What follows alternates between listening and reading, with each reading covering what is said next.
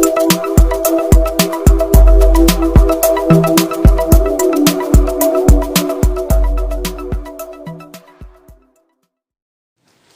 इसीलिए आज अपनी नुमाइंदगी बढ़ाना ही हमारी पहली तरजीह होनी चाहिए। जब तक पार्लियामेंट के अंदर, असेंबली के अंदर और काउंसिल के अंदर हमारे लोग चुन के नहीं जाएंगे, हमारी नुमाइंदगी नहीं होगी, तब तक हमारी आवाज़ नहीं उठाई जाएगी, हम पर होने वाले जुल्म खत्म नहीं होंगे। और अगर नुमाइंदगी बढ़ानी है तो आप अकेले एक कौम बोलकर कोई भी बड़ा चुनाव नहीं लड़ सकते, न जीत सकते। इसलिए आपको दिगर समाजों को साथ में लेना होगा। और आज महाराष्ट्र के अंदर 100 विधानसभा की सीटें ऐसी है जहां पर मुसलमानों का वोट असरदार होता है, जहां मुसलमान तय कर सकते हैं हमको किसको देखना है। और अगर 188 में के 100 सीटें अगर मुसलमान तय करते हैं तो फिर यहाँ पर वंचित तबके और मुसलमान अगर एक हो जाएंगे, इन 100 सीटों का नतीजा, अकेले 100 सीटों का नतीजा सिर्फ वंचित तबके और मुसलमान मिलकर कर सकते हैं। और ऐसे 100 सीटें और दिगर हैं, 100 से ज़ायद सीटें हैं जहाँ पर अगर ओबीसी और वंचित तबके एक हो जाएंगे तो वो सीटें भी जीती जा सकती है। लेकिन आज सबसे मजलूम तबकों में कौन है? आज असेंबली के अंदर सबसे कम नुमाइंदगी किसकी है? तो इसमें अगर हम देखेंगे तो मुसलमान सबसे कम नुमाइंदगी वाला है। फिर एक बार आपके जरिए एक आंकड़ा बताता हूँ। आज़ादी के 75 साल का सेलिब्रेशन हम कर रहे हैं, 75 साल हो गए जमहूरी निज़ाम आकर, लेकिन इन 75 सालों में महाराष्ट्र के अंदर मुसलमान जितनी तादाद में रहता है उसके मुताबिक आज की तारीख में अगर हम पकड़ लें तो कम से कम 30 से ज़्यादा एमएलए मुसलमानों के चुन के आने चाहिए। लेकिन तारीख में कभी भी 30 तो छोड़ दो, लेकिन पूरे 75 साल के तारीख में एक बार हाईएस्ट मुस्लिम एमएलए चुन के आए थे 2009 में। 2009 में हाईएस्ट मुस्लिम एमएलए आए थे 11। कितने आए थे? 11, जबकि होने चाहिए 30, 35, 40, लेकिन आए कितने थे? 11। यानी और वो भी 2009 के पहले 11 आए नहीं और 2009 के बाद 11 आए नहीं, तब तक 10-9-8, 10-9-8 में ही चल रहे। लेकिन हमारी नुमाइंदगी कब बढ़ेगी? जब ये दो तबके एक हो जाएंगे। इसलिए आज हम यहाँ पे आपके जरिए कहना चाहते हैं कि आज अगर इस औरंगाबाद शहर के अंदर तमाम पसमानदा तबके एक हो जाते हैं, जो कि वंचित बहुजन आघाड़ी सब कुछ साथ लाती है, और इसमें अगर मुसलमानों का इजाफा हो जाता है, आपके औरंगाबाद के अंदर मेयर तय करने का इख्तियार भी वंचित बहुजन आघाड़ी को मिल सकता है अगर यहाँ के मुसलमान एकजुट होते हैं। जब हम यहाँ से दिल्ली को नुमाइंदा भेज सकते हैं तो गली का नुमाइंदा भी चुन ही सकते हैं, और हम मेजॉरिटी सीट यहाँ से चुना के ला सकते हैं, और गली से दिल्ली तक हम इक़्तिदार में आ सकते हैं। लेकिन हमको मफाद को छोड़ना पड़ेगा।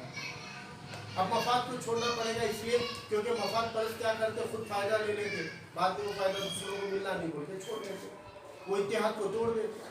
तो मुझे लगता है कि इत्तेहाद को बरकरार रखना चाहिए, मजबूत करना चाहिए, और वो काम मुसलमानों के कंधों पर जिम्मेदारी है कि तमाम वंचित तबके आज अली जनाब प्रकाश अम्बेडकर साहब के साथ ताकत से खड़ी हुई है। आज अगर हम साथ में आएंगे तो हम दोनों मिलकर औरंगाबाद से एक नई तब्दीली का इनकलाब, एक नए इनकलाब का आगाज़ और एक नए इंतखाब का आगाज़ यहाँ से इंशाल्लाह हो सकता है। मुसलमानों के साथ संबंध हो रहा है साहब। आपको मैं ये बता रहा हूँ कि मुसलमान डायरेक्टली जब वंचित में शमूलियत कर रहे हैं, जब अच्छी साफ सुथरी, आपको हम ऐसे साफ सुथरे किरदार के लोग सामने खड़े कर रहे हैं कि आप यहाँ गली अहमद साहब को ले लीजिए, तैयब जफर साहब को ले लीजिए, शादाब सिद्दीकी को ले लीजिए, हर उम्र तबके के लोग आपके सामने खड़े करेंगे। बड़ी तादाद में मुसलमान वंचित में आ रहे हैं, तो हमको अब एजेंट के जरिए क्यों आना चाहिए भाई?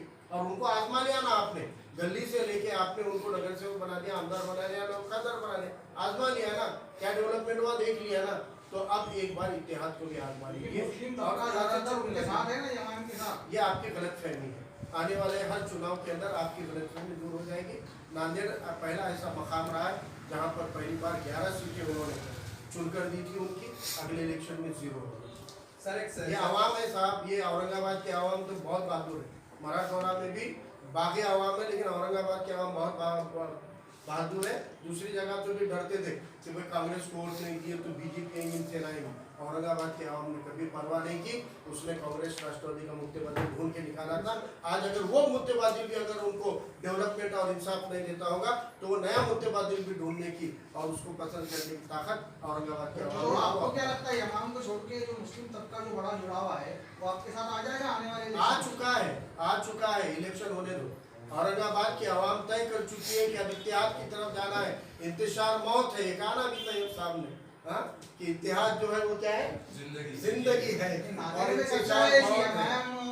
वंचित जो एक साथ आने वाली चर्चा है, देखिए कहाँ पर किस चुनाव का क्या पैक्ट रहता है वो वो सियासी पार्टियां चुनाव के वक्त तय करती है, लेकिन हम अपनी पॉलिसी बता रहे हैं कि हम तमाम मजलूम तबकों को साथ देना चाहते हैं, हम तमाम मजलूम तबकों की नुमाइंदगी बढ़ाना चाहते हैं। इसलिए वंचित बहुजन आघाड़ी मुसलमानों के बीच गई है और अल्हम्दुलिल्लाह सुम्मा अल्हम्दुलिल्लाह औरंगाबाद के मुसलमान, मराठवाड़ा के मुसलमान, महाराष्ट्र के मुसलमान बड़ी तादाद में वंचित से जुड़ रहे हैं। इसकी निशानी है, मैंने अभी कहा आपको कि 2 दिन पहले मैंने नांदेड़ में सैकड़ों नौजवानों की शमूलियत की और यही आपके खुलदाबाद में, औरंगाबाद के खुलदाबाद में क्यों आए नौजवान? उनको दिगर पार्टियां नहीं थी क्या? क्यों आए फिर वो नौजवान? आज आप हमारे साथ जो लोग जुड़े वो भी हमारे वो साथ। अशोक चौहान जा रहे हैं उनके बीच में।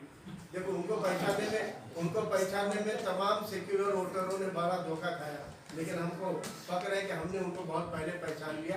इसलिए हम उनसे कभी भी उनके खिलाफ का हमेशा हम उनके मुखालिफ खड़े हैं बड़ी ताकत के साथ में नांदेड़ में भी। और आवाम को हर बार कहा था कि ये चड्डी वाले हैं, ये RSS वाले हैं और इनकी चड्डी को पहचानो, ये हमने आवाम को पहले बेदार किया। ठीक है, देर दुरुस्त आवाम का जाहिर हो गया ना, आवाम संभाजीनगर के मुद्दे पर भी उन्होंने सपोर्ट किया था, राष्ट्रवादी ने भी अंदर में सपोर्ट की थी संभाजीनगर के मुद्दे। इसीलिए तो मुसलमान आज वंचित के साथ खड़ा रह रहा है कि वंचित बहुजन आघाड़ी के कायद अली जनाब प्रकाश अम्बेडकर का वाहिद लीडरशिप है जो बड़ी ताकत से बात बोलते हैं, जो ये फिक्र नहीं करते कि हिंदू नाराज हो जाएगा या उनका नाराज हो जाएगा, फिक्र करे बगैर हक बात के लिए डटे रहते हैं।